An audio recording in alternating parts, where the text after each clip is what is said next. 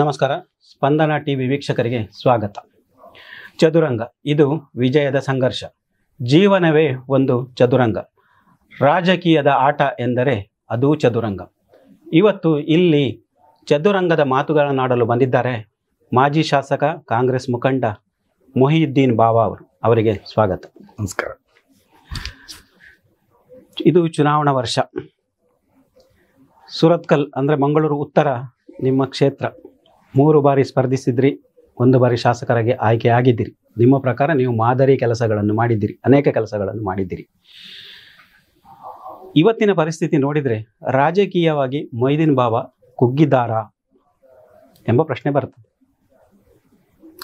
ನೋಡಿ, ರಾಜಕೀಯವಾಗಿ ಕುಗ್ಗುವಂತಹ ಪ್ರಶ್ನೆನೇ ಇಲ್ಲ. ಜನರು ಅಧಿಕಾರ ಕೊಟ್ಟಿದ್ರು ಶಾಸಕನಾಗಿ, ಅವರಿಗೆ ಮಾತನ್ನು ಕೊಟ್ಟಿದ್ದೆ ನಾನು. ದೇವರ ಅನುಗ್ರಹದಿಂದ ಆ ಮಾತನ್ನು ತತ್ವಶ ಪಾಲಿಸಿದ್ದೇನೆ.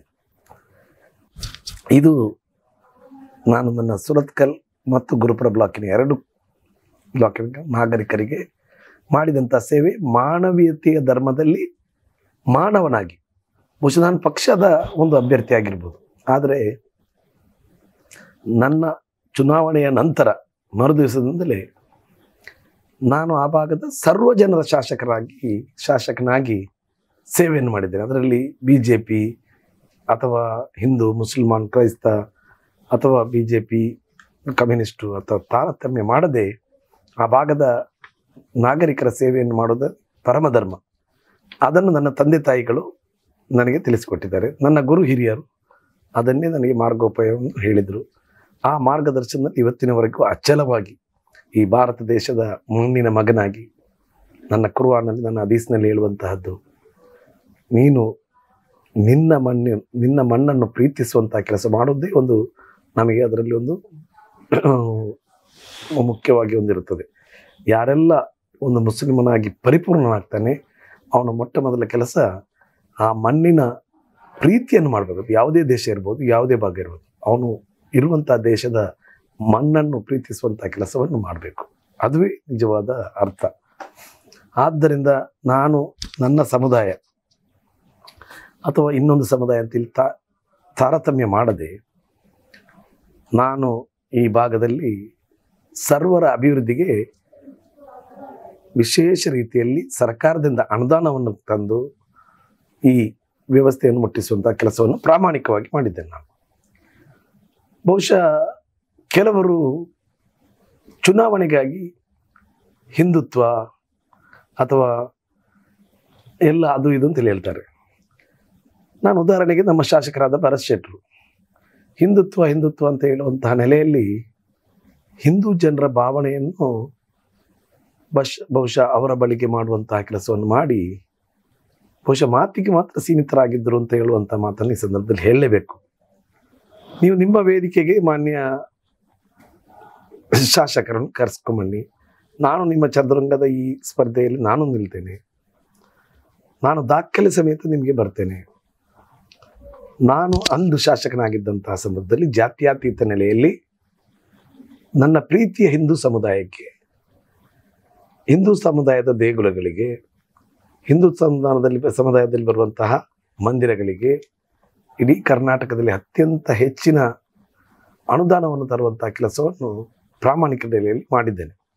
ಸರ್, ಕಳೆದ ಸರ್ತಿ ತಾವು ತಮ್ಮ ಚುನಾವಣಾ ಪ್ರಚಾರದಲ್ಲಿ ಈ ಒಂದು ಅಯ್ಯಪ್ಪ ಸ್ವಾಮಿ ಭಕ್ತಿಗೀತೆಯ ಒಂದು ಮ್ಯೂಸಿಕ್ ಅಂತ ಬಳಸಿಕೊಂಡ್ರಿ. ಬಹುಶಃ ಅದೇನಾದರೂ ನಿಮಗೆ ಆ ಚುನಾವಣೆಯಲ್ಲಿ ಇಷ್ಟು ಜನಪರ ಕೆಲಸ ಮಾಡಿದಾಗಲೂ ನಿಮ್ಗೇನಾದರೂ ಅದರಿಂದಾಗಿ ಒಂದು ಸೋಲು ಉಣ್ಣಬೇಕಾದಂಥ ಪರಿಸ್ಥಿತಿ ಬಂತ? ನೋಡಿ, ಅದು ಒಂದು ಕಾರಣ ಇರ್ಬೋದು, ನಾನಿಲ್ಲ ಅಂತ ಹೇಳೋದಿಲ್ಲ.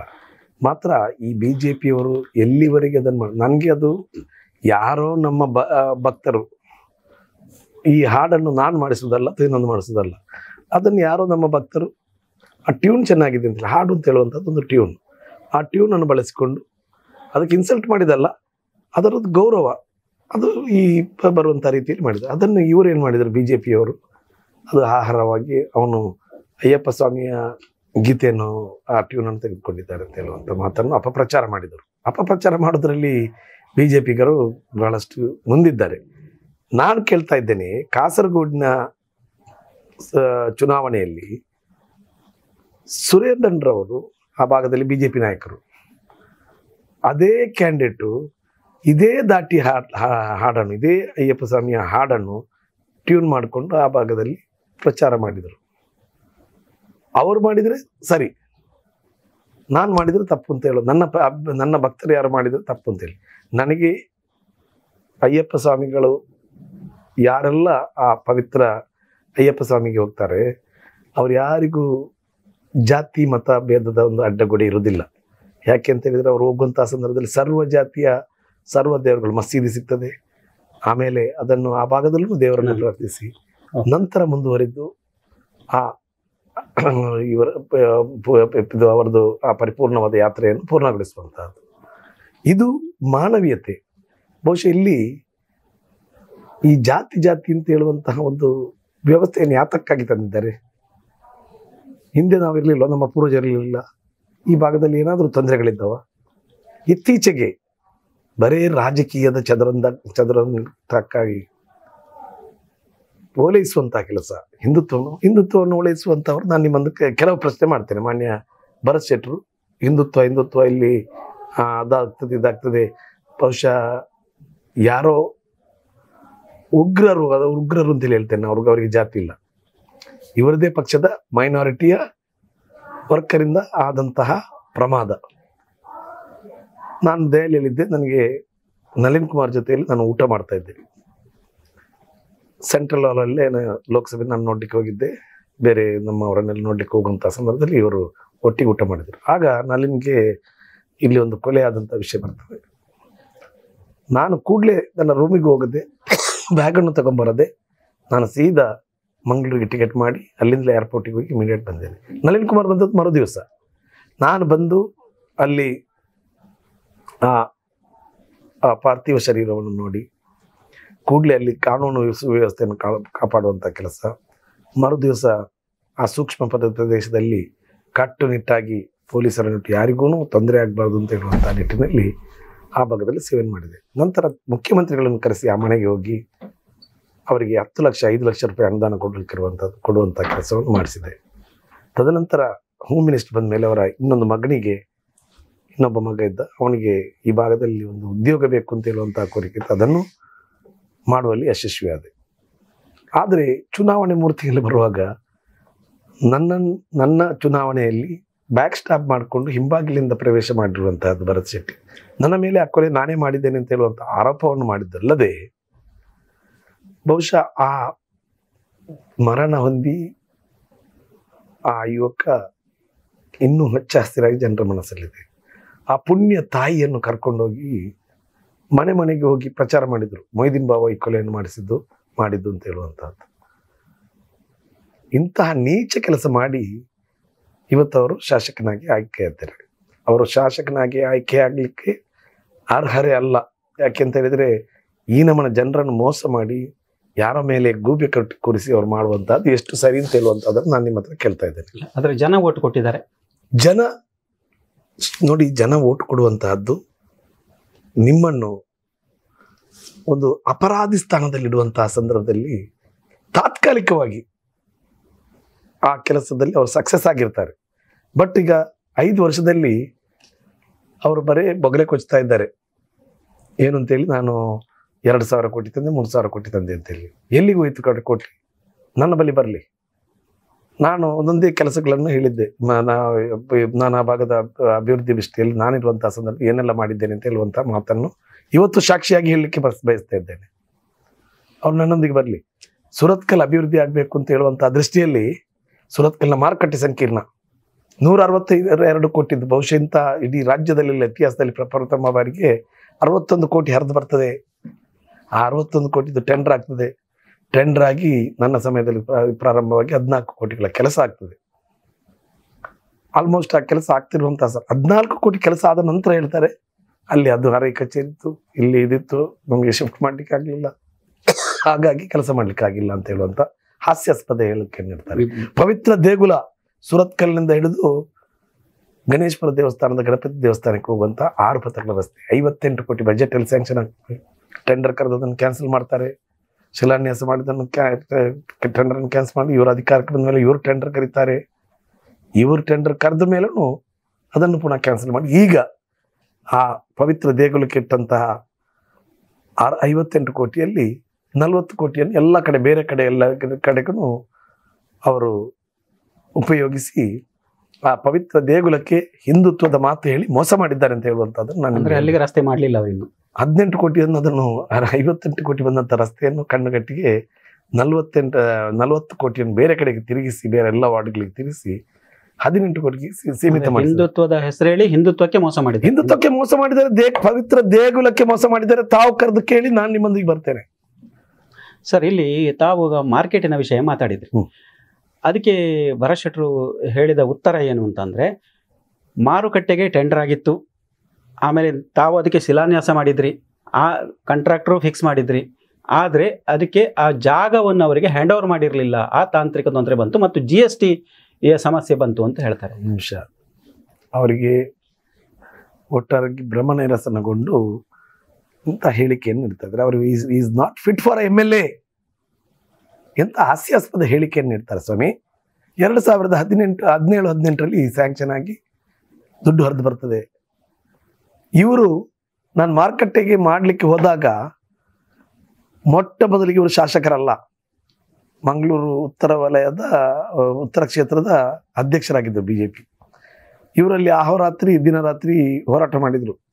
ಸುರತ್ಕಲ್ ಕುಗ್ರಾಮವಾಗಿ ಇರಬೇಕು, ಸುರತ್ಕಲ್ ಇಂಪ್ರೂವ್ ಆಗಬಾರ್ದು, ಈ ಮಾರುಕಟ್ಟೆಗೆ ನನ್ನ ವಿರೋಧ ಇದೆ ಅಂತೇಳಿ ಇವರು ಅಲ್ಲಿ ಪ್ರೊಟೆಸ್ಟ್ ಮಾಡಿದ್ದು. ನಿಮಗೆ ದಾಖಲೆ ಸಮೇತ ಫೋಟೋ ಸಮೇತ ಕೊಡ್ತಿದ್ದೀನಿ. ಅವರಿಗೆ ಸುರತ್ಕಲ್ ಅಭಿವೃದ್ಧಿ ಆಗಬೇಕು ಅಂತಿರಲಿಲ್ಲ. ನಾನು ಭಾಳ ಕಷ್ಟಪಟ್ಟು ಆ ಹಳೆ ಮಾರ್ಕೆಟ್ನಲ್ಲಿರುವಂಥ ಪರಿಸ್ಥಿತಿ ತಮ್ಗೆ ಗೊತ್ತಿದೆ. ಅಲ್ಲಿಂದ ಶಿಫ್ಟ್ ಮಾಡಲಿಕ್ಕೆ ನಾನು ಪಟ್ಟಂಥ ಪಾಡು ನನ್ನ ಹೊಟ್ಟೆ ತಾಯಿಗೆ ಮಗದೊಮ್ಮೆ ಹೋಗಿ ಬರುವಂಥ ಸ್ಥಿತಿ ಆಗಿತ್ತು. ಅಲ್ಲಿ ಮೀನುಗಾರರನ್ನು ಇವರು ಸೇರಿಸ್ಕೊಂಡ್ರು, ಅಲ್ಲಿ ವ್ಯಾಪಾರಸ್ಥರನ್ನು ಸೇರಿಸ್ಕೊಂಡು ನೀವು ಕದಲ್ಬೇಡಿ, ನೀವು ಹೋಗಬೇಡಿ ಅಂತ ಹೇಳುವಂತಹ ಕೋಹಕ ನಾಟಕವನ್ನು ಮಾಡಿದರು.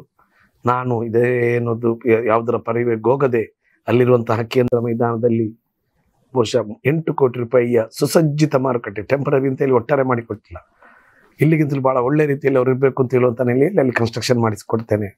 ಅದಕ್ಕೂ ಇವರು ಅಡ್ಡಗಾಲ ಹಾಕಿದ್ರು. ಆ ಕೇಂದ್ರ ಮೈದಾನದಲ್ಲಿ ಬಿಲ್ಡಿಂಗ್ ಆಗಬಾರ್ದು ಅಂತೇಳಿ ಕೋರ್ಟಿಗೆ ಹೋದರು, ಯಾಕೆಂದರೆ ಅಭಿವೃದ್ಧಿ ಆಗಬಾರ್ದು ಅಂತೇಳಿ. ಆ ಕೋರ್ಟಿಗೆ ಹೋದ ನಂತರ ಕೋರ್ಟ್ ಆದೇಶ ನೀಡಿತು 3 ವರ್ಷದಲ್ಲಿ ಮಾಡಿ ಮುಗಿಸ್ಬೇಕು ಅಂತೇಳಿ. ಈಗ 3 ಅಲ್ಲ 6 ವರ್ಷ ಆಯ್ತು, ಅದು ಇನ್ನೂ ಮುಗಿಸಿಲ್ಲ. ಅಲ್ಲಿರುವಂಥ ಗುಜರಿ ಅಂಗಡಿಗಳನ್ನು ತೆಗೆಸಿದ್ರು. ಈ ಸುರತ್ಕಲ್ನಿಂದ ರೈಲ್ವೆ ಸ್ಟೇಷನ್ಗೆ ಹೋಗುವ ಅದೇ ಮೇನ್ ರೋಡ್ ಗಣೇಶಪುರಕ್ಕೆ ಹೋಗುವಂಥ ರಸ್ತೆ, ಅದನ್ನು ಅಗಲೀಕರಣ ಮಾಡಲಿಕ್ಕೆ ಪ್ರಾರಂಭ ಮಾಡಿದ್ದೆ ನಾನು. ಆ 8 ಕೋಟಿ 10 ಕೋಟಿ ರೂಪಾಯಿ ದುಡ್ಡನ್ನಿಟ್ಟು ಅದನ್ನು ಅಗಲೀಕರಣ ತಾವು ಹಿಂದಿನ ಸಾಕ್ಷ್ಯಚಿತ್ರಗಳು ನನ್ನ ಹತ್ರ ಇದೆ, ರೆಕಾರ್ಡಿಂಗ್ ಇದೆ. ನಾವು ಸಣ್ಣದಿರುವಾಗ ನಾನು ಶಾಸಕನಾಗಿ ಬರುವಂಥ ಸಂದರ್ಭದಲ್ಲಿ ಆ ಅಭಿವೃದ್ಧಿ ಆಗದೆ ಆ ರಸ್ತೆ ಕುಂಠಿತಗೊಂಡು ಬಹಳ ನ್ಯಾರೋ ಆದ ರೋಡು, ಅದರಲ್ಲಿ ಟ್ಯಾಂಕರ್ಗಳು MRPL ಟ್ಯಾಂಕರ್ಗಳು ಹೋಗೋದು, ಅಲ್ಲಿ ಆಕ್ಸಿಡೆಂಟ್ ಆಗಿ ಎಷ್ಟೋ ಜನ ತೀರಿ ಹೋಗಿದ್ದಾರೆ ಬೈಕ್ನಲ್ಲಿ. ಅಂಥ ಕೆಲಸ ಮಾಡಲಿಕ್ಕೆ ಪ್ರಾರಂಭ ಮಾಡಿದಂಥ ಸಂದರ್ಭದಲ್ಲಿ SFC ದುಡ್ಡಿನಿಂದ ನಾವು ಪ್ರಾರಂಭ ಮಾಡಿಸುವಂಥ ಸಂದರ್ಭದಲ್ಲಿ ಶಿಲಾನ್ಯಾಸ ಮಾಡುವಂಥ ದಿವಸ ಇವರು ಅಡ್ಡ ಬಂದು ಮಲಗಿದ್ರು. ಮೊಯ್ದೀನ್ ಬಾಬಾ ದೇವಸ್ಥಾನ ಹೊಡಿತಾನೆ, ಯಾವುದು ಅಲ್ಲಿ ಒಂದು ಪವಿತ್ರ ಮೂರ್ಕಾವೇರಿ ದೇವಸ್ಥಾನ ಇದೆ, ಅದನ್ನು ಹೊಡಿತಾನೆ ಅಂತೇಳಿ ಅದರ ಒಂದು ಚಿಕ್ಕ ಹಂಚಿಗೂ ಸಮೇತ ತೊಂದರೆ ಮಾಡದೆ ಇವತ್ತು ರೈಲ್ವೆ ಸ್ಟೇಷನ್ವರೆಗೆ ಅಗಲ ಮಾಡಿಸಿ ಮುಂಬೈಗೆ ಹೋಗಿ ನಾನು ಒಂದು 7 ಲಕ್ಷ ರೂಪಾಯಿ ಕಾರ್ಪೊರೇಷನಿಂದ ಕಟ್ಟಿಸಿದೆ ರೈಲ್ವೆಯವರಿಗೆ. ಅವ್ರ ಪರ್ಮಿಷನ್ ಕೇಳಿ ಇನ್ನೊಂದು ಸೇತುವೆ ಆಗಬೇಕು ಅಂತ ಹೇಳುವಂಥ ನೆಲೆಯಲ್ಲಿ ಬಹುಶಃ ಆ ಸೇತುವೆ ನಂತರ 58 ಕೋಟಿ ಸ್ಯಾಂಕ್ಷನ್ ಮಾಡಿದೆ. ಅದೇ ನಮಗೆ ಮಾಡಿದಂಥ ಮೋಸ. 40 ಕೋಟಿ ರೂಪಾಯಿ ದುಡ್ಡನ್ನು ಎಲ್ಲಿಟ್ಟಿದ್ದೀರಾ, ಎಲ್ಲಿಗೆ ಹೋಗಿದೆ ಅಂತ ಕೇಳಿ ಎಲ್ಲ ವಾರ್ಡ್ಗಳು ಅರ್ಧ ಹಂಚು ಮಾಡಿದ್ದಾರೆ. ಯಾಕೆಂದರೆ ಅವರಿಗೆ ಕಮಿಷನ್ ತೆಗಿಬೇಕಲ್ಲ, ಒಬ್ಬನೇ ಆದರೆ ಅಷ್ಟು ಕೊಡೋದಿಲ್ಲ. ಈ ಹಂಚಿ ಒಂದೊಂದು ಕೋಟಿ ಕೊಡೋದಾದ್ರೆ ಎಲ್ಲರೂ ಕಮಿಷನ್ ಕೊಟ್ಟು ಎಲ್ಲರಿಂದ ದುಡ್ಡು ವಸೂಲಿ ಮಾಡಿದಂಥ ಕೆಲಸವನ್ನು ಮಾಡಿ ತನ್ನ ಬ್ಯಾನರನ್ನು ಫ್ಲೆಕ್ಸನ್ನು ಹಾಕಿ ನಾನೇ ತಂದ ರೀತಿಯಲ್ಲಿ ಅದನ್ನು ಮಾಡ್ತಾ ಇದ್ದಾರೆ. ಇದು ಎಷ್ಟರ ಮಟ್ಟಿಗೆ ಸರಿ ಅಂತ ಹೇಳುವಂಥದ್ದನ್ನು ನಾನು ನಿಮ್ಮ ಹತ್ರ ಕೇಳ್ತಾ ಇದ್ದೀನಿ. ಒಳಚರಂಡಿ ವ್ಯವಸ್ಥೆ ತಾವು ಹೇಳ್ತೀರಾ. ಸುರತ್ಕಲ್ ಭಾಗದಲ್ಲಿ ಮಂಗಳೂರಿಗೆ ಒಂದು ಕಾನೂನು, ಇಲ್ಲಿಗೆ ಒಂದು ತಾರತಮ್ಯ ಮಾಡ್ತಾ ಇದ್ರು. ಒಳಚರಂಡಿ ಸಮಸ್ಯೆಗೆ ನಾನು ಬೆಳಗಾಂ ಅಧಿವೇಶನ ಇರುವಂಥ ಸಂದರ್ಭದಲ್ಲಿ ನನ್ನ ಪೀರಿಯಡ್ನಲ್ಲಿ ಮುಖ್ಯಮಂತ್ರಿಗಳ ಒತ್ತಡ ಹಾಕಿ ಅಂದಿನ ಇರಿಗೇಷನ್ ನಮ್ಮ ಇದಕ್ಕೆ ಕಾರ್ಪೊರೇಷನ್ ಮಿನಿಸ್ಟ್ರಿಗೆ ಒತ್ತಡ ಹಾಕಿ ಕಾಗೋಡು ತಿಮ್ಮಪ್ಪರವರ ನೇತೃತ್ವದಲ್ಲಿ ಎಂದು ನಮ್ಮ ಕಾರ್ಪೊರೇಷನ್ ಮಿನಿಸ್ಟ್ರು ಇದ್ದರು, ನಮ್ಮ ನಗರ ಪಾಲಿಕೆ ಮಿನಿಸ್ಟ್ರು ಇದ್ದರು, ಅದೇ ಥರ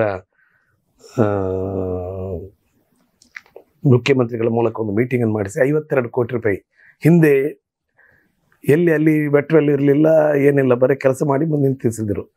ಆ ವೆಟ್ವೆಲ್ನಲ್ಲಿ ಬಂದಂಥ ವೇಸ್ಟ್ ನೀರು, ಆ ಮಲಿನ ಕರೆಯೋದಂಥ ನೀರು ಎಲ್ಲ ಕಡೆ ಲೀಕ್ ಆಗ್ತಾಯಿತ್ತು, ಎಲ್ಲ ಬಾವಿಗೆ ಹೋಗ್ತಾಯಿತ್ತು.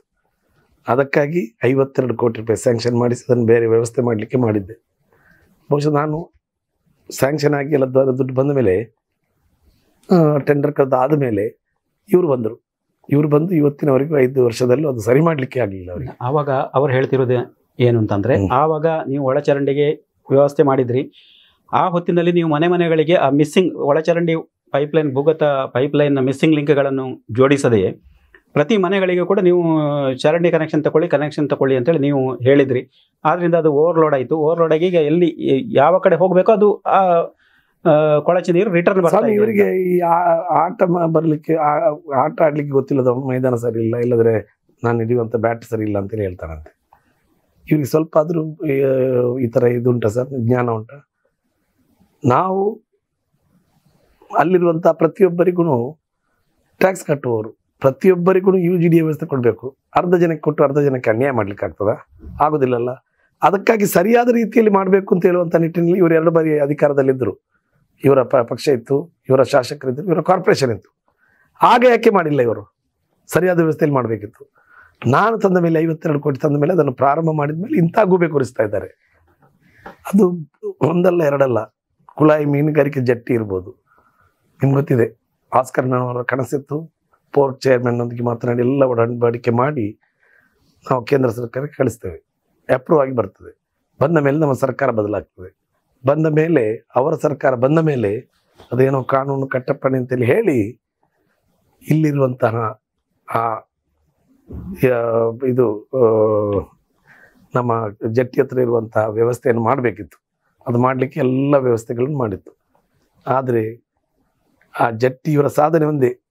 ನಮ್ಮ ಗಡ್ಕರಿ ಅವರಿದ್ದಾರೆ, ಕೇಂದ್ರದ ಸಚಿವರು, ಅವರನ್ನು ಈ ಭಾಗಕ್ಕೆ ಬರಮಾಡಿ ಮೀನುಗಾರಿಕೆ ಜಟ್ಟಿಗೆ ಶಿಲಾನ್ಯಾಸ ಮಾಡ್ತಾ ಇದ್ದಾರೆ. ಒಂದು 200-250 ಕೋಟಿ ಪ್ರಾಜೆಕ್ಟ್. ಅದು ಶಿಲಾನ್ಯಾಸಕ್ಕೆ ಮಾತ್ರ ಸೀಮಿತ ಆಗಿತ್ತು. 2 ವರ್ಷ 2.5 ವರ್ಷ ಆಗಿದೆ. ನಾಚಿಕೆಗಳು. ಕೇಂದ್ರದ ಮಂತ್ರಿಗಳು ಗಡ್ಕರಿ ಅವರು ಬಂದು ಶಿಲಾನ್ಯಾಸ ಮಾಡಿದಂತಹ ಆ ಕುಳಾಯಿ ಮೀನುಗಾರಿಕೆ ಜಟ್ಟಿ ಇವತ್ತಿನವರೆಗೂ ಒಂದು ಕಲ್ಲು ಸಮೇತ ಎದ್ದಿಲ್ಲ. ಇದಾ ರಾಜಕೀಯ? ಇದಾ ಆಡಳಿತ ನಡೆಸೋದು? ಮಾನ್ಯ ಭರಶೆಟ್ರೆ, ಅದು ಬಿಡಿ. ಆ ಭಾಗದಲ್ಲಿ ಬಡವರಿಗೆಂದು 700 ಮನೆಗಳನ್ನು ಕಟ್ಟಿಸುವಂತಹ ರಾಜೀವ್ ಗಾಂಧಿ ಹೌಸಿಂಗ್ ಬೋರ್ಡ್ನಿಂದ ದೆಹಲಿಗೆ ನಾನು ಅಧಿಕಾರಿಗಳ ಜೊತೆಯಲ್ಲಿ ಅಲ್ಲಿಗೆ ಹೋಗಿ ಸ್ಯಾಂಕ್ಷನ್ ಮಾಡಿಸಿ, ತದನಂತರ ಎಲ್ಲರಿಗೂ ಹಂಚಿಕೆ ಪತ್ರವನ್ನು ನೀಡಿ, ಯಾಕೆಂತ ಹೇಳಿದ್ರೆ ಎಲ್ಲರನ್ನು ಗುರುತುಪಡಿಸಿ ಹಂಚಿಕೆ ಪತ್ರ ಕೊಡಬೇಕಿತ್ತು. ಅದನ್ನು ನಾನು ಮಾಡಿ ನಮ್ಮ ಸರ್ಕಾರ ಇರುವಾಗ ಎಲ್ಲ ವ್ಯವಸ್ಥೆಯನ್ನು ಮಾಡಿದ್ದೆ. ಇವರ ಸರ್ಕಾರ ಬಂದ ಮೇಲೆ ಬಂದದನ್ನು ಬರೀ ಟೆಂಡರ್ ಕರೆದು ಮಾಡಿಸಲಿಕ್ಕಿತ್ತು. ಈಗ 5 ವರ್ಷ ಮುಗಿತಾ ಬಂತು. ಆ ಬಿಲ್ಡಿಂಗ್ ಅರ್ಧಕ್ಕೆ ನಿಂತಿದೆ. ಆ ಕಾಂಟ್ರಾಕ್ಟರ್ ಕೇಳಿದರೆ ನಮಗೆ ಅದು ಒತ್ತಡ ಇದೆ, ಇದು ಒತ್ತಡ ಇದೆ ಅಂತ ಹೇಳುವಂಥ ಮಾತನ್ನು ಹೇಳ್ತಾನೆ. ಏನು ಇದು ಒತ್ತಡ? ಕಮಿಷನ್ ಜಾಸ್ತಿ ಕೊಡಬೇಕು ಅಂತ ಹೇಳುವಂಥ ಒತ್ತಡವನ್ನು ಹಾಕಿ ಇವತ್ತು ಆ ವ್ಯವಸ್ಥೆ ಸಮೇತ ನಿಂತ ನೀರಾಗಿದೆ ಅಂತ ಹೇಳುವಂಥ ಕೆಲಸವನ್ನು ನಾವು ಒಪ್ಪಿಕೊಳ್ಬೇಕಾಗ್ತದೆ. ಜನ ಅರ್ತಿದ್ದಾರೆ ಇದನ್ನು. ನಿಮ್ಗೆ ಗೊತ್ತಿರ್ಬೋದು, ಇಲ್ಲಿ RTO ಕಚೇರಿ ಒಂದು ಬೇಕು ಅಂತೇಳಿ ಸುರತ್ಕಲ್ನ ಮಂಗಳೂರಿನ ಒತ್ತಡ ಕಮ್ಮಿ ಮಾಡಬೇಕು ಅಂತ ಹೇಳಿ K62 ಅಂತೇಳಿ ರಿಜಿಸ್ಟ್ರೇಷನ್ ಪಾಸ್ ಆಗಿತ್ತು. ಅದನ್ನು ನಾನು ಸೋತ ನಂತರ ನನ್ನ ಹಿಂದ್ಗಡೆ ಅದು ಎಲ್ಲಿ ಹೋಗಿದೆ ಅಂತ ಹೇಳಿಲ್ಲ. ಬಹುಶಃ ಇದು ಒಂದೇ ಅಲ್ಲ, ಮೀನುಗಾರಿಕೆ ಜಟ್ಟಿ ಇರ್ಬೋದು, ಆ ಭಾಗದ ಕಾಂಕ್ರೀಟ್ ರಸ್ತೆ ಪವಿತ್ರ ದೇಗುಲಕ್ಕೆ ಇರ್ಬೋದು, ಬೃಹತ್ತಾಗಿ ಕರ್ನಾಟಕ ರಾಜ್ಯದ ಇತಿಹಾಸದಲ್ಲಿ ಒಂದು 162 ಕೋಟಿದು ಮಾರ್ಕೆಟ್ ತರಲಿಕ್ಕಿತ್ತು. ಆ ಮಾರ್ಕೆಟಿಗೆ ಅನುದಾನವನ್ನು ನಾನು 61 ಕೋಟಿ ಪ್ರಥಮ ಹಂತದಲ್ಲಿ ರಿಲೀಸ್ ಮಾಡಿಸ್ತೇನೆ. ಅದು ಬಂದ ನಂತರ ಇವರು ಕೆಲಸ ಮಾಡೋದನ್ನು ಮಾಡಿಸಿ ಬಿಟ್ಟಿದ್ರೆ ಇವತ್ತು ಆ ಬೃಹತ್ ಗಾತ್ರದ ಆ ಒಂದು ಮಾಲ್ ಬರ್ತಾ ಇತ್ತು ಬೆಂಗಳೂರು. ಸರ್, ಈಗ ಬರುವ ಚುನಾವಣೆಗೆ ಸುರತ್ಕಲ್ನಲ್ಲಿ ಬಟ್ ಅವ್ರು ಏನ್ ಮಾಡಿದ್ರು ಗೊತ್ತಾ, ಇದು ಅದನ್ನು ಮೂಲೆ ಗುಂಪು ಮಾಡಿ ಇವತ್ತು ಮೊಯ್ದೀನ್ ಬಾವ ಇದಕ್ಕೆ ಕಾರಣ, ಈ ಇಂಪ್ರೂವ್ಮೆಂಟ್ ಆಗೋದಕ್ಕೆ ಅಂತೇಳಿ ಹೇಳುವಂತ ಮಾತನ್ನು ಹೇಳ್ತಾ ಇದ್ದಾರೆ. ಸರ್ಕಾರದ 35 ಕೋಟಿ ರೂಪಾಯಿ ಜನರ ಟ್ಯಾಕ್ಸ್ ಇವತ್ತು ಪೋಲಾಗ್ತಾ ಉಂಟು. 61 ಕೋಟಿಗೆ ಬಂದಂತಹ ಸಂದರ್ಭದಲ್ಲಿ ಟೆಂಡರ್ ಆಗ್ತದೆ. 61 ಕೋಟಿಯಲ್ಲಿ ಅಬೌವ್ 2% ಏನಾಗ್ತದೆ. ಇವತ್ತು ಟೆಂಡರಿಗೆ ಕರೆದಿದ್ದಾರೆ 85 ಕೋಟಿ. ಯಾಕೆಂತ ಹೇಳಿದ್ರೆ 29 ಕೋಟಿ ಅಲ್ಲಿ ಲಾಸ್ ಆಗ್ತದೆ. ಇಲ್ಲಿ ಕಟ್ಟಡ ಕಟ್ಟಿದ್ದುಂಟಲ್ಲ, ಜಾಗ ಸಿಗದಿದ್ರೆ ಕಟ್ಟಡ ಹೇಗೆ ಕಟ್ಟೋದು? ಲೈಸೆನ್ಸ್ ಎಲ್ಲ ಸಿಗೋದು ಹೇಗೆ? ಅದೆಲ್ಲ ಆದ ಮೇಲೆ ಕಟ್ಟಡದ ಬಿಲ್ಡಿಂಗ್ಗಳು ಮೇಲೆ ಬಂದಿದೆ, ಸ್ಟ್ರಕ್ಚರ್ ಆಗಿದೆ, ಏಕಾಏಕಿ ನಿಲ್ಲಿಸ್ತಾರೆ ದುಡ್ಡಿನ ಪ್ರಾಬ್ಲಮ್ ಎಲ್ಲ. ಇದು ಎಷ್ಟು ಸರಿ ಸ್ವಾಮಿ? ಅದನ್ನು ನಾನು ನಿಮ್ಮ ಹತ್ರ ಪ್ರಶ್ನೆ ಮಾಡ್ತಾ ಇದ್ದೇನೆ. ಸರ್, ಈ ಸರ್ತಿ ಸುರತ್ಕಲ್ಲಿಗೆ ತಾವು ಬರೋ ಚುನಾವಣೆಗೆ ತಾವು ಕಾಂಗ್ರೆಸ್ ಅಭ್ಯರ್ಥಿ ಆಗಲಿಕ್ಕೆ ಪ್ರಯತ್ನ ಮಾಡ್ತಿದ್ರಿ. ಆದರೆ ಕಾಂಗ್ರೆಸ್ ಅಲ್ಲಿ ಹೊಸ ಮುಖ ಪರಿಚಯಿಸ್ತದೆ ಅಂತೇಳಿ ಒಂದು ಸುದ್ದಿ ಇದೆ. ಇನಾಯತ್ ಅಲಿ ಕೂಡ ನಿಮ್ಮ ಎದುರಾಳಿ ಅಂತ ಹೇಳಿ ಒಂದು ಮಾಹಿತಿ ಇದೆ. ಯಾವುದು ನೋಡಿ, ಇನಾಯತ್ ಅಲಿ ಅವರ ಸ್ಪೀಚ್ ತಾವು ಯಾವುದಾದ್ರೂ ವೇದಿಕೆಯಲ್ಲಿ ಕೇಳ್ಕೊಂಡಿದ್ರೆ ತಾವು ಇದನ್ನು ಅರ್ಥ ಮಾಡ್ಕೊಳ್ಬೇಕು. ಎಲ್ಲ ವೇದಿಕೆಯಲ್ಲೂ ಅಭಿವೃದ್ಧಿ ಹರಿಕಾರ ಮೊಯ್ದೀನ್ ಬಾವ ಅಂತ ಹೇಳುವಂತ ಮಾತನ್ನು ಹೇಳ್ತಾರೆ, ಅವರೇ ಹೇಳ್ತಾರೆ ಅಭಿವೃದ್ಧಿ ಹರಿಕಾರ ಅಂತ ಹೇಳಿ. ಇಂಥ ಸಂದರ್ಭದಲ್ಲಿ ಅವರಿಗೇನೋ ಮನಸ್ಸಾಗಿದೆ, ಬಹುಶಃ ಈ ಸ್ಪಂದನ ಟಿವಿಗೂ ಅವ್ರು ಬರ್ಬೋದು, ಬಂದು ನಾನು ನಿಲ್ತೇನೆ ಗೆಲ್ತೇನೆ ಅಂತೇಳಿ ಹೇಳ್ಬೋದು. ಆದರೆ ಇಲ್ಲಿ ಜನ ನಿಲ್ಲುವುದಲ್ಲ, ಜನ ಬಯಸೋದು ಕಾಂಗ್ರೆಸ್ನಿಂದ ಶಾಸಕರಾಗಬೇಕು ಅಂತ ಹೇಳಿ. ನಾನು ಹೇಳಿದರೆ ಮೊಯ್ದೀನ್ ಬಾವ ಅವ್ರದ್ದೇ ಹೇಳ್ತಾರೆ ಅಂತೇಳಿ ಆಗ್ತದೆ. ಅದನ್ನು ನೀವು ಡಿಸೈಡ್ ಮಾಡಬೇಕು. ನೀವು ಜನರೊಂದಿಗೆ ಸ್ಪಂದಿಸಿ ಅವ್ರ ಹತ್ರ ಅಭಿಪ್ರಾಯ ಕೇಳಬೇಕು. ಇವತ್ತು ಅಭಿಪ್ರಾಯ ಪಡ್ಕೊಂಡಂತ ಸಿಂಗಲ್ ಜನ 81% ಜನ ನನ್ನ ಪರವಾಗಿ ಹೇಳ್ತಾ ಇದ್ದಾರೆ. ಇದು ನ್ಯಾಯ ಸ್ವಾಮಿ. ಎಷ್ಟೋ ಜನರು ನಮಗೆ ಪ್ರಾರ್ಥನೆ ಮಾಡ್ತಾ ಇದ್ದಾರೆ, ದುವಾ ಮಾಡ್ತಾ ಇದ್ದಾರೆ. ಇವತ್ತು ತಾಜೂದ್ ಅಂತ ಹೇಳುವಂತಹ ಪವಿತ್ರ ನಮ್ಮ ನಮಾಜ್ ಇದೆ, ಅದನ್ನು ಮಾಡ್ತಾರೆ ನಮಗಾಗಿ. ಬಹುಶಃ ಎಷ್ಟು ಉಪವಾಸಗಳನ್ನು ಆಚರಿಸಿದ್ದಾರೆ. ಅಂತಹ ನನ್ನ ಆತ್ಮೀಯ ಬಾಂಧವರಿಗೆ ನಾನು ನನ್ನ ನಮನವನ್ನು ಸಲ್ಲಿಸಲಿಕ್ಕೆ ಈ ಒಂದು ಸಂದರ್ಭವನ್ನು ಉಪಯೋಗಿಸ್ತಿದ್ದೇನೆ. ನಿಮ್ಮೊಂದಿಗೆ ಸದಾ ಮೊಯ್ದೀನ್ ಬಾವ ನಿಮ್ಮ ಕಿಸೆ ಒಂದು ಪೆನ್ನಾಗಿ ನಾನು ಕಾರ್ಯಾಚರಿಸಲು ನಿಮ್ಮೊಂದಿಗೆ ಇದ್ದೇನೆ ಅಂತ ಹೇಳುವಂಥ ಮಾತನ್ನು ಈ ಸಂದರ್ಭದಲ್ಲಿ ಹೇಳ್ತಾರೆ. ಇನ್ನೊಂದು ಮಾತು ಇದೆ ಇದರಲ್ಲಿ, ಒಂದು ವೇಳೆ ಮೊಯ್ದೀನ್ ಬಾವ ಅವರಿಗೆ ಸುರತ್ಕಲ್ ಟಿಕೆಟ್ ಸಿಗದೆ ಇದ್ರೆ ಅವರು JDS ಇಂದ ಉಳ್ಳಾಲ ಅಂದ್ರೆ ಮಂಗಳೂರು ಕ್ಷೇತ್ರದಲ್ಲಿ ಸ್ಪರ್ಧೆ ಮಾಡ್ತಾರೆ ಅಂತ ನೋಡಿ, ಸಾಧ್ಯತೆ ಇದೆ. ಊಹಾಪೋಹಗಳನ್ನು ನೀವು ಬದಿಗಿಡಿ. ನನಗೆ ಕಾಂಗ್ರೆಸ್ನಲ್ಲೇ ನನಗೆ ಟಿಕೆಟ್ ಸಿಗುವಾಗ ನಾನು ಇನ್ನೊಂದು ಪಕ್ಷಕ್ಕೆ ಹೋಗುವಂತ ಪ್ರಮೇಯನೇ ಬರೋದಿಲ್ಲ. ಅಲ್ಲ, ಸಿಕ್ಕದೇ ಇದ್ರೆ ನೋಡಿ, ನಾನು ಹೇಳ್ತೇನೆ, ನಾನು ಕಾಂಗ್ರೆಸ್ ಪಕ್ಷದ ಶಿಸ್ತಿನ ಸಿಪಾಯಿ. ನನ್ನ ಹೋರಾಟ ಕಟ್ಟ ಕಡೆಯ ಗಳಿಗೆವರೆಗೂ ಇರ್ತದೆ. ಮತ್ತೆ ನಾವು ಮನುಷ್ಯರು ಎನಿಸಿಕೊಂಡದ್ದೇನು ಆಗೋದಿಲ್ಲ. ದೇವರ ಅನುಗ್ರಹದಿಂದ ಈ ಭಾಗಕ್ಕೆ ಅಭಿವೃದ್ಧಿ ಬೇಕು ಅಂತ ಹೇಳುವಂತಹ ಕೂಗು ಕೇಳಿ ಬರ್ತಾ ಇದೆ. ಅದಕ್ಕೆ ಬದ್ಧನಾಗಿ ನಾನು ಈ ಭಾಗದಲ್ಲಿ ಸೇವೆ ಮಾಡಲಿಕ್ಕೆ ನನ್ನ ಕಾರ್ಯಕರ್ತರೊಂದಿಗೆ, ನನ್ನ ಆ ಭಾಗದ ಹಿರಿಯ ಕಿರಿಯ ಎಲ್ಲ ಆತ್ಮೀಯರೊಂದಿಗೆ ಕೈ ಮುಗಿದು ಕೇಳಿಕೊಳ್ಳುವಂಥ ಪ್ರಶ್ನೆಯನ್ನು ಈ ಸಂದರ್ಭದಲ್ಲಿ ಹೇಳ್ತಾ ಇದ್ದೇನೆ. ಸರ್, ಇದು ಭರತ್ ಶೆಟ್ರು ಬಹಿರಂಗವಾಗಿ ಹೇಳಿದ್ದಾರೆ, ಪ್ರಜಾಧ್ವನಿ ಯಾತ್ರೆ ಬರುವಾಗ ತಾವೊಂದು ಆ ಸಂದರ್ಭದಲ್ಲಿ ಒಂದು ಬೈಕ್ ರ್ಯಾಲಿ ಮಾಡ್ತೀರಿ. ಆ ಬೈಕ್ ರ್ಯಾಲಿ ಅವರಿಗೆ ನೀವು ಪೆಟ್ರೋಲ್ ತುಂಬಿಸ್ಲಿಕ್ಕೆ ಅಂತೇಳಿ ಒಂದು ಚೀಟಿ ಕೊಡ್ತೀರಂತೆ. ಅದು ಪೆಟ್ರೋಲ್ ಪಂಪಲ್ಲಿ ನಗದಾಗ್ತದೆ. ಅದು ಬಿಟ್ಟರೆ ಬಾಬಾ ಅವರು ಕೊಟ್ಟ ಯಾವ ಚೀಟಿಯೋ ಯಾವ ಚೆಕ್ಕು ನಗದಾಗಲಿಲ್ಲ, ಎಲ್ಲ ಬೌನ್ಸ್ ಆಗಿದೆ ಅಂತ ಹೇಳ್ತಾರೆ. ನಾನು ಮಾನ್ಯ ಭರತ್ ಶೆಟ್ರಲ್ಲಿ ಕೈ ಮುಗಿದು ಕೇಳ್ತೇನೆ, ನಿಮಗಾಗಲಿ ನಿಮ್ಮ ಪರಿಚಯ ಇರುವಂಥ ಯಾವುದೇ ವ್ಯಾಪಾರಸ್ಥರಾಗಲಿ, ಮೊನ್ನೆ ತಾವು ಈ ಮಾತನ್ನು ಹೇಳಿದಿರಾ, 8 ಕಡೆಗೆ ನಾನು 8 ಲಕ್ಷವರೆಗೆ ನಾನು ದುಡ್ಡು ಕೊಟ್ಟೆ. ಒಂದು ತಮ್ಗೆ ಗೊತ್ತಿರ್ಬೋದು, ಬಾಂಬ್ ಬ್ಲಾಸ್ಟಲ್ಲಿ ಮೊನ್ನೆ ಆ ಬಾಂಬ್ ಬ್ಲಾಸ್ಟಲ್ಲಿ ಒಬ್ಬ ಮಾಡ್ತಾನೆ ಆ ಬಾಂಬನ್ನು ತಂದು ಇಲ್ಲಿ ಅಶಾಂತಿ ವಾತಾವರಣದ, ಅವನಿಗೆ ಜಾತಿ ಇಲ್ಲ, ಯಾವನೇ ಆಗಿರ್ಬೋದು ಅವನು, ಅಂಥವರು ಯಾವುದೇ ಸಮುದಾಯಕ್ಕೆ ಸೇರಿದವರಲ್ಲ. ಅದು ಮಾಡುವಂತಹ ಸಂದರ್ಭದಲ್ಲಿ ರಿಕ್ಷಾದಲ್ಲಿ ಹೋಗುವಂಥ ಸಂದರ್ಭದಲ್ಲಿ ಆ ರಿಕ್ಷಾದ ಚಾಲಕ ಪೂಜಾರಿ ಅಂತ ಹೇಳುವವ್ರಿಗೆ ಆ ಗ್ಯಾಸ್ಟು ಬ್ಲಾಸ್ಟ್ ಆಗಿ ಅವನು ಮಾರಣಾಂತರವಾಗಿ ಇದು ಮಾಡ್ತಾನೆ, ಅದು ಹೋಗ್ಲಿ ಅವನು. ಆದರೆ ಪಾಪ ಆ ರಿಕ್ಷಾದವರು ಪುರುಷೋತ್ತಮ ಪೂಜಾರಿ ತನ್ನ ಮಗಳು ಮದುವೆ ಆಗ್ಲಿಕ್ಕಿದ್ದೆ, ಅಲ್ಲಿವರೆಗೆ ಅವರಿಗೆ ಏನಾದರೂ ಸಿಗಬೇಕು ಅಂತ ಹೇಳುವಂತಹ ಭರವಸೆಯನ್ನು ಇವ್ರು ಕೊಟ್ಟಿದ್ರು. ಒಂದೇ ₹1 ಅವರಿಗೆ ಸಿಗದೆ ಆಸ್ಪತ್ರೆಯಿಂದ ಮನೆಗೆ ತಂದಿಟ್ಟಿದ್ರು.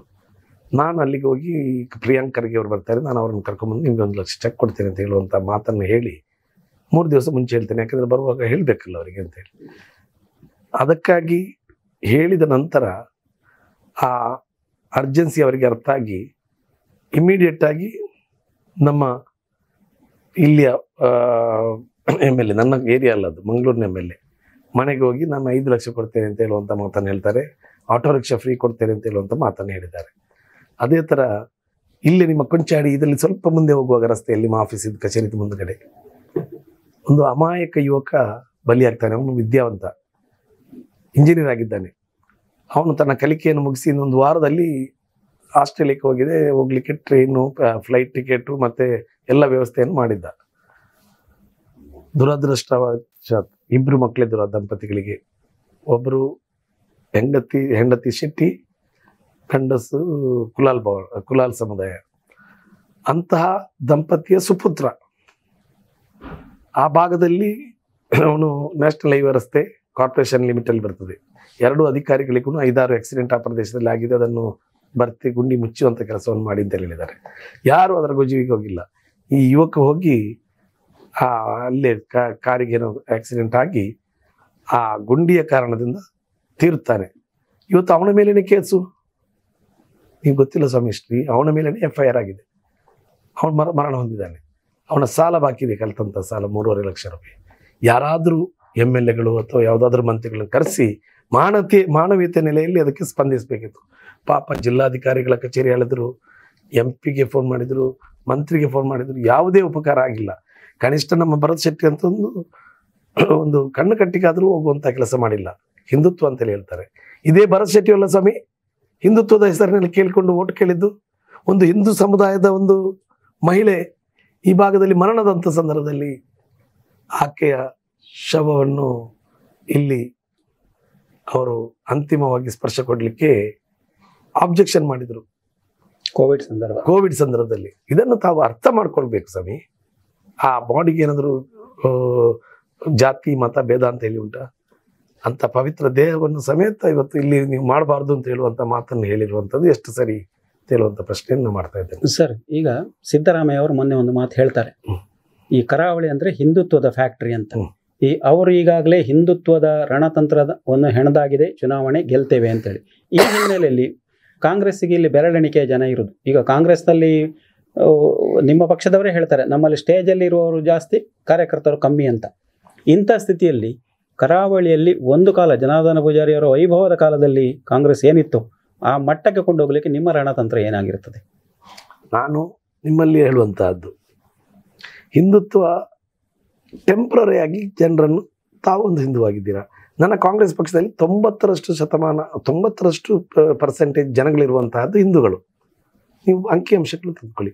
ನಮ್ಮ ಜಿಲ್ಲಾಧ್ಯಕ್ಷರಿರ್ಬೋದು, ನಮ್ಮಲ್ಲಿರುವಂತಹ 9 ಕ್ಯಾಂಡಿಡೇಟ್ಗಳಲ್ಲಿ 6 ಕ್ಯಾಂಡಿಡೇಟ್ಗಳು 5ರಿಂದ 6 ಕ್ಯಾಂಡಿಡೇಟ್ಗಳು ಹಿಂದೂ ಸಮುದಾಯದವರು. ಜಿಲ್ಲಾ ಪಂಚಾಯತ್ ಇರ್ಬೋದು, ತಾಲೂಕ್ ಪಂಚಾಯತ್ ಇರ್ಬೋದು, ಅದೇ ಥರ ಕಾರ್ಪೊರೇಷನ್ ಇರ್ಬೋದು. 60 ವಾರ್ಡ್ಗಳಲ್ಲಿ ನಾವು ಸ್ಪರ್ಧಿಸ್ತೇವೆ.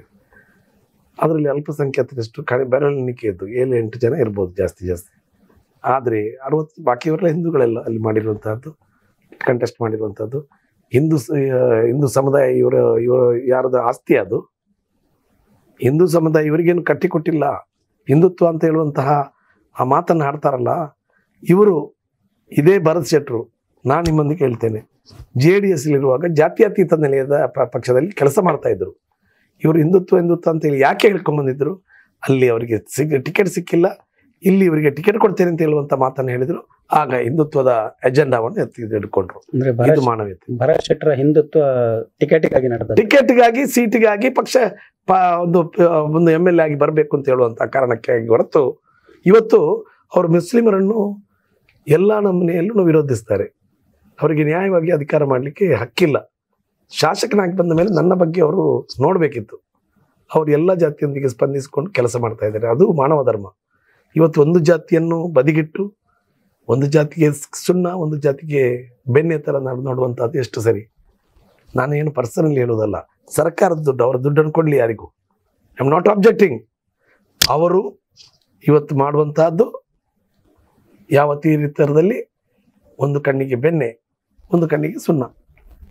ಅಲ್ಲಿ ಕೊಲೆಯಾದಂಥ ಫಾಜಿಲ್ ಮನೆಗೆ ಅವರು ಹೋದ್ರ, ನಾನು ದೀಪಕ್ ಅವರ ಮನೆಗೆ ಹೋಗಿ ಅಲ್ಲಿಗೆ ಮುಖ್ಯಮಂತ್ರಿ ತರುವಂಥ ಕೆಲಸವನ್ನು ಮಾಡಿದ್ದೆ, ಹೋಮ್ ಮಿನಿಸ್ಟರ್ ತರುವಂಥ ಕೆಲಸವನ್ನು ಮಾಡಿದ್ದೆ. ಈಗ ಇವತ್ತು ಪತ್ರಿಕಾಗೋಷ್ಠಿ ಕರೆದು ಹೇಳ್ತಾ ಇದ್ದಾರೆ, ನಾನು ಈಗಾಗಲೇ ಮಾತನಾಡಿದ ಪ್ರಕಾರ ಆ ಕುಟುಂಬಗಳಿಗೂ ಸರ್ಕಾರದಿಂದ ಅನುದಾನವನ್ನು ಕೊಡಿಸ್ತೇನೆ ಅಂತ ಹೇಳುವಂಥ ಮಾತನ್ನು ಹೇಳಿದ್ದಾರೆ. ಒಳ್ಳೆಯದು. ನಾನು ಮೊನ್ನೆ ಚೀಫ್ ಮಿನಿಸ್ಟರ್ ಬಂದಾಗ ಈ ಪ್ರಸ್ತಾವವನ್ನು ಇಟ್ಟಿದ್ದೆ. ಅವರು ಅದಕ್ಕೆ ಒಪ್ಪಿಕೊಂಡು ಮಾಡ್ತೇನೆ ಅಂತ ಹೇಳಿದರು. ಅದನ್ನು ತರುವಂಥ ಕೆಲಸವನ್ನು ಇವರು ಮಾಡ್ತಾ ಇದ್ದಾರೆ. That is good. ಬಟ್ ಚುನಾವಣೆ ಬರೋ ಸಂದರ್ಭದಲ್ಲೆಲ್ಲ ತೀರಿ ಹೋದಂಥ ಒಂದು ಮನೆಗೆ ದುಡ್ಡು ಬಿಡ್ರಿ, ದುಡ್ಡು ಏನು ಮಾಡ್ಲಿಕ್ಕೆ ಆಗ್ತದ? ಇವತ್ತು ಮಾನವೀಯತೆ ನೆಲೆಯನ್ನಿಟ್ಟುಕೊಂಡು ಆ ಬಾಡಿಯನ್ನು ನೋಡಿ ಅವರು ನಮಸ್ಕಾರ ಮಾಡುವಂಥ ಕೆಲಸವನ್ನು ಪಾವಿತ್ರತೆಯಲ್ಲಿ ಮೂಲದಲ್ಲಿ ಮಾಡಬೇಕಿತ್ತು.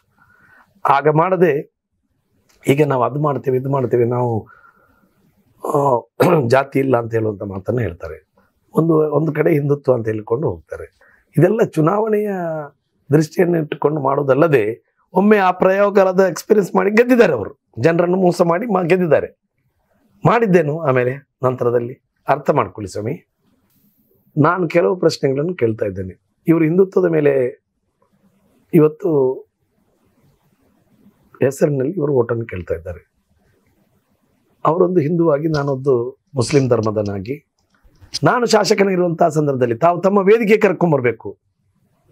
ನಾನು ದಾಖಲೆ ಸಮೇತ ಬರ್ತೇನೆ. ಅತ್ಯಂತ ಹೆಚ್ಚು ದೇಗುಲಗಳಿಗೆ ಸರ್ಕಾರದ ಗ್ರಾಂಟ್ ಅನ್ನು ಕೊಡಿಸಿದ್ದು. ಬರೀ ಒಂದು ವಾರ್ಡ್ನಲ್ಲಿ ನಾನು ಉದಾಹರಣೆಗೆ ಹೇಳ್ತೇನೆ. ಈ ಪವಿತ್ರ ಗಣಪತಿ ದೇವಸ್ಥಾನಕ್ಕೆ 5 ಲಕ್ಷ ರೂಪಾಯಿ, ಅದರ ಹಿಂದ್ಗಡೆ ಇರುವಂತಹ ಹನುಮಾನ್ ದೇವಾಲಯಕ್ಕೆ 5 ಲಕ್ಷ ರೂಪಾಯಿ, ಅಲ್ಲಿರುವಂತಹ ಒಂದು ಬಿಲ್ಲವ ಸಮುದಾಯಕ್ಕೆ 23-24 ಬಿಲ್ಲವ ಸಮುದಾಯವನ್ನು ನಾನು ಅನುದಾನವನ್ನು ಹೈಯೆಸ್ಟ್ ಈ ಭಾಗದ ಬಿಲ್ಲವರು ತರುವಂಥ ಕೆಲಸ ಆಗಿಲ್ಲ ಮಂತ್ರಿಗಳು, ಆದರೆ ನಾನು ತರಿಸಿ ಎಲ್ಲ ಕಡೆ, ಅದು ಗುರುಪುರದಿಂದ ಹಿಡಿದು ಎಡಪದವರಿರ್ಬೋದು, ಕುಪ್ಪೆಪದವಿರ್ಬೋದು, ಅದೇ ಥರ ಕೋಡಿಕಲ್ಲಿರ್ಬೋದು, ಮುಕ್ಕ ಇರ್ಬೋದು, ಅದೇ ಥರ ನಮ್ಮ ಸುರತ್ಕಲ್ಲಿರ್ಬೋದು, ಇಲ್ಲಿ ಎಲ್ಲ ವ್ಯವಸ್ಥೆಯನ್ನು ಮಾಡಿ ಕಾಟಿಪಲ್ಲ ಆ ಬ್ರಹ್ಮಶ್ರೀ ನಾರಾಯಣ ಗುರುಗಳ ಮಂದಿರಕ್ಕೆ ಸರಿಯಾದ ವ್ಯವಸ್ಥೆಯಲ್ಲಿ ಆಗಬೇಕು ಅಂತ ಹೇಳುವಂಥ ನೆಲೆಯಲ್ಲಿ ಪ್ರಥಮವಾಗಿ ಆ ದುಡ್ಡನ್ನು ತರುವಂಥ ಕೆಲಸವನ್ನು ಮಾಡಿದೆ. ಅಂದು ದುಡ್ಡು ತಂದಿದ್ದರಿಂದ ಈ ಕೆಲಸ ಇವತ್ತು ಅಭೂತಪೂರ್ವವಾಗಿ ಅನೇಕ ಕಡೆ ಈ ಬಿಲ್ಲವ ಮಂದಿರಗಳು ಎದ್ದು ಬಂದಿದೆ. ತದನಂತರ ಮೀನುಗಾರಿಕೆ ವ್ಯವಸ್ಥೆಯಲ್ಲಿ ಹೇಳಿದೆ, RTO ಕಚೇರಿದು ಹೇಳಿದೆ.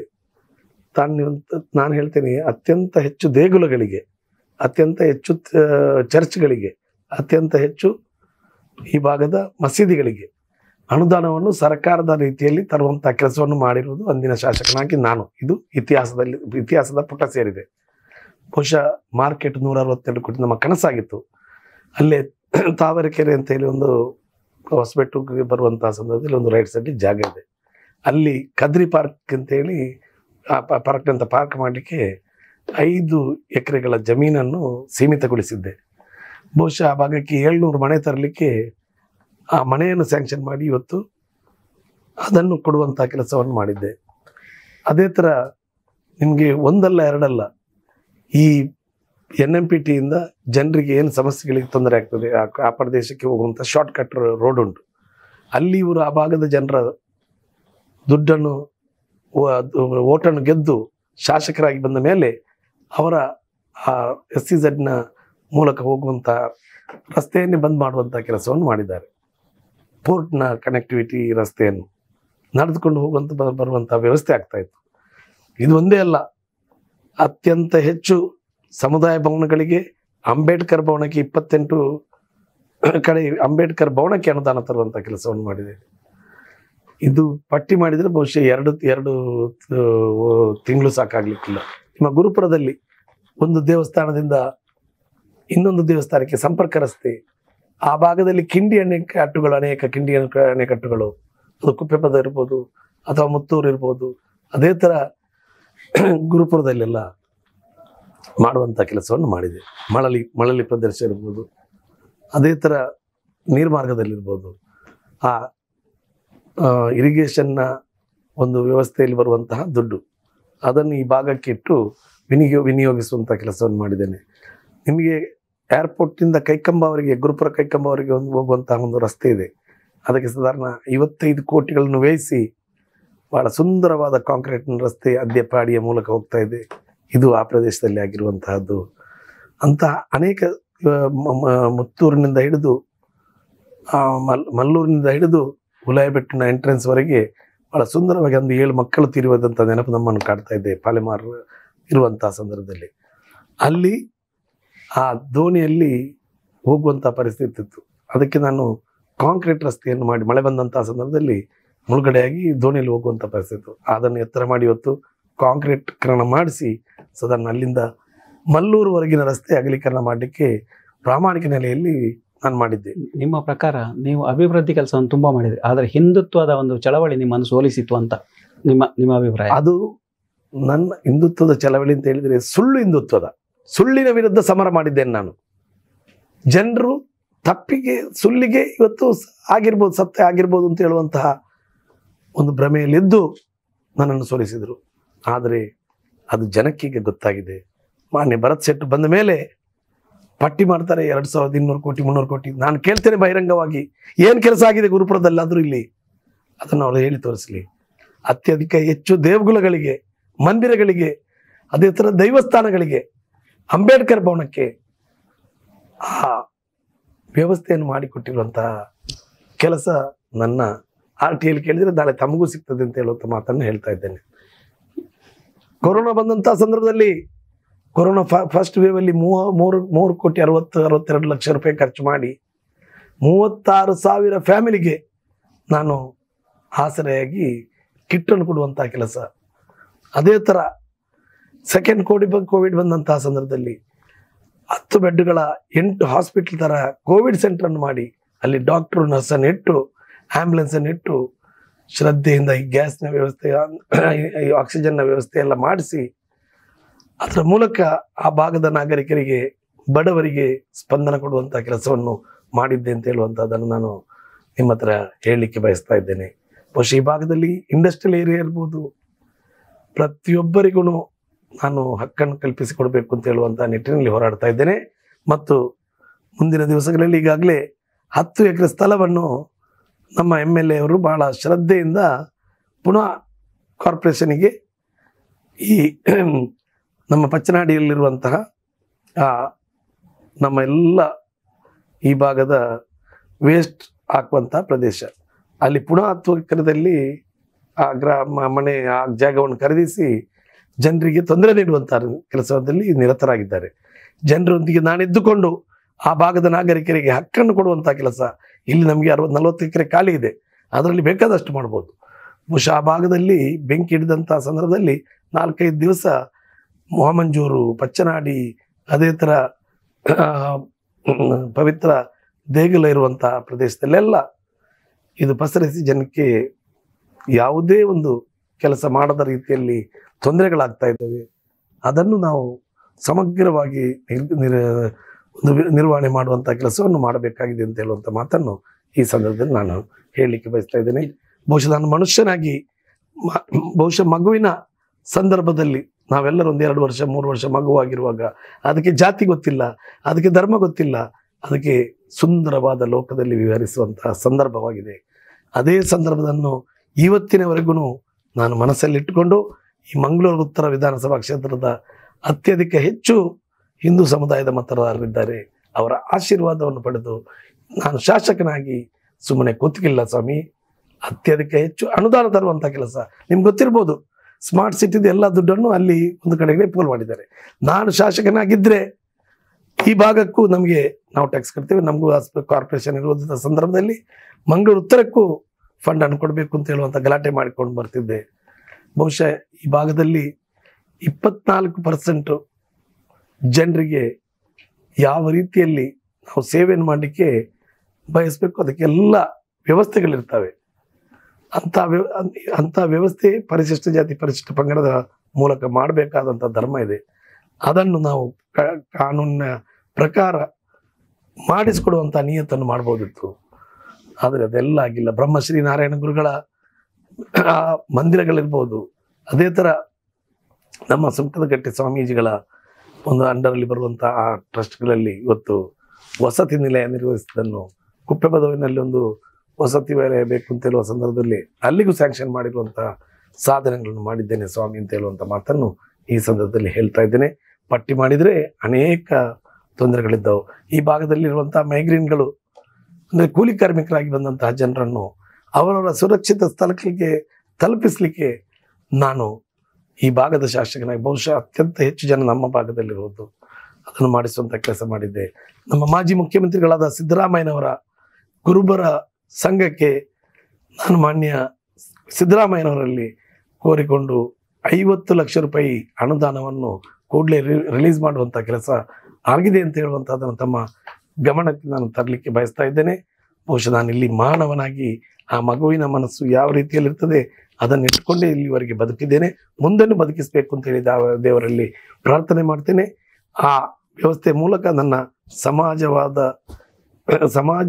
ಸಮಾಜದ ಕೆಲಸ ಯಾವ ರೀತಿಯಲ್ಲಿ ಒಂದು ಕೆಲಸ ಮಾಡಬೇಕು ಆ ಕೆಲಸಕ್ಕೆ ಬದ್ಧನಾಗಿ ಈ ಕ್ಷೇತ್ರದ ಮುಂದಿನ ಶಾಸಕನಿಗೆ ನಾನು ನನ್ನ ಪರವಾದ ಅಭ್ಯರ್ಥಿ ಅಂತ ಕೊಡ್ತಾ ಇದ್ದೇನೆ. 10-11 ಅಭ್ಯರ್ಥಿಗಳಿದ್ದಾರೆ. ಜನರು ತೀರ್ಮಾನ ಮಾಡ್ತಾ ಇದ್ದಾರೆ. ಸರ್ವೆಗೆ ಬರ್ತಾ ಉಂಟು. ಯಾರಿಗೆ ಕೊಟ್ಟರೆ ಗೆಲ್ಬೋದು ಅಂತ ಹೇಳುವಂಥ ನಿಟ್ಟಿನಲ್ಲಿ ಈ ಕನಸಿನ ಸುರತ್ಕಲ್ ಅದು ಮುಂದಿನ ದಿವಸಗಳಲ್ಲಿ ಸಿಂಗಾಪುರ ಥರ ರಾರಾಜಿಸಬೇಕಾಗ್ತದೆ. ಅದಕ್ಕೆ ನನ್ನನ್ನು ನಾನು ಸಮರ್ಪಣೆ ಮಾಡ್ತೇನೆ. ಸುರತ್ಕಲ್ನ ಅಭಿವೃದ್ಧಿ, ಗುರುಪುರದ ಅಭಿವೃದ್ಧಿ ನನ್ನದೇ ಒಂದು ವಿಶೇಷ ಸ್ಪಂದನೆ ನೆಟ್ಟು ಅದಕ್ಕೆ ನ್ಯಾಯವನ್ನು ಕೊಡುವಂಥ ಕೆಲಸ, ಆ ಭಾಗದ ನಾಯಕರುಗಳಿಗೆ ನ್ಯಾಯವನ್ನು ಕೊಡುವಂಥ ಕೆಲಸವನ್ನು ಮಾಡಲಿಕ್ಕೆ ನಾನು ಕಟಿಬದ್ಧನಾಗಿದ್ದೇನೆ ಅಂತೇಳಿ ಹೇಳಿ ನನ್ನ ಮಾತನ್ನು ಮುಗಿಸ್ತೇನೆ. ಜೈ ಹಿಂದ್. ಇದುವರೆಗೆ ನಮ್ಮ ಈ ಕಾರ್ಯಕ್ರಮಕ್ಕೆ ಬಂದು ಚದುರಂಗದ ಮಾತುಗಳನ್ನಾಡಿರುವ ಮೊಯ್ದೀನ್ ಬಾಬಾ ಅವರಿಗೆ ಧನ್ಯವಾದಗಳು. ನಮಸ್ಕಾರ ವೀಕ್ಷಕರೇ, ಮುಂದಿನ ಚದುರಂಗದಲ್ಲಿ ಮತ್ತೋರ್ವ ಅತಿಥಿಯೊಂದಿಗೆ ಭೇಟಿಯಾಗೋಣ. ಅಲ್ಲಿವರೆಗೆ ನೋಡ್ತಾ ಇರಿ ಸ್ಪಂದನ ಟಿವಿ. ನಮಸ್ಕಾರ.